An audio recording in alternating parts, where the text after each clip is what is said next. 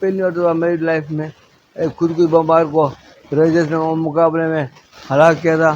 اس کو دیکھ کے پہلی ہوئی اور وہ دیکھ کے جا کے ہم نے اس کی اتار کے ڈیفی کی. یہ ہے bomb disposal squad Hyderabad zone کا انچارج محمد رمضان پنور، جو ان دنوں فالج کی بیماری کے باعث اپنے پیروں پر کھڑا ہونے سے قاصر ہے، لیکن محکمے کی خاموشی اور حکومتی بے حسی نے اسے بے یار و مددگار چھوڑ دیا ہے. محمد رمضان پنور نے بتایا کہ دسمبر 2023 میں اسے فالج کا دوسرا اٹیک ہوا، جس میں اس کے دونوں پیروں نے کام کرنا چھوڑ دیا. صبح اٹھتا ہوں، فجر کی نماز پڑھتا ہوں، اللہ نے توفیق دی کہ 5 ٹائم نماز پڑھتا ہوں.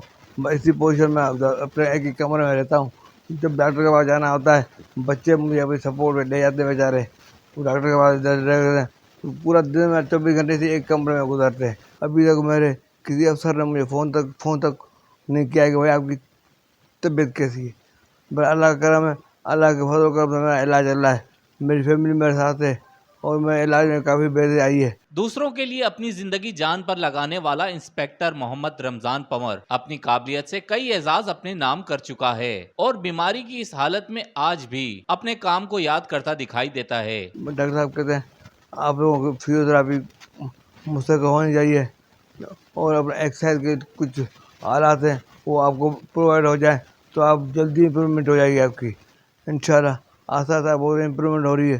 مجھے امید ہے اللہ میں جلدی سے صحت ہو جاؤں گا اور دوبارہ میں اپنی نوکری جوائن کروں گا. محمد رمضان پنور کا کہنا تھا کہ بدقسمتی سے ہمارے معاشرے میں زندہ لوگوں کی قدر نہیں، لیکن اس کے جانے کے بعد ہر طرح سے نوازنے کو تیار ہو جاتے ہیں. افسوس کی بات ہے ہمارے پاس یہ ہوتا ہے انسان کے جانے کے بعد اس کی تعریف ہوتی ہے، ان کو انعامات سے نوازا جاتا ہے، لیکن اس کی زندگی میں اس کے لیے کچھ نہیں کیا جاتا.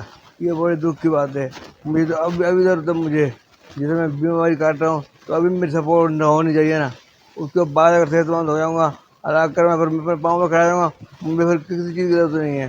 بموں کو ناکارہ بنانا اور بارودی مواد کا سامنا کرنا ہر کسی کے بس کی بات نہیں، لیکن آج وہی شخص بیماری کے باعث ایک کمرے میں محصور ہو کر رہ گیا ہے. ریحان غنی، پاسبان نیوز، حیدرآباد.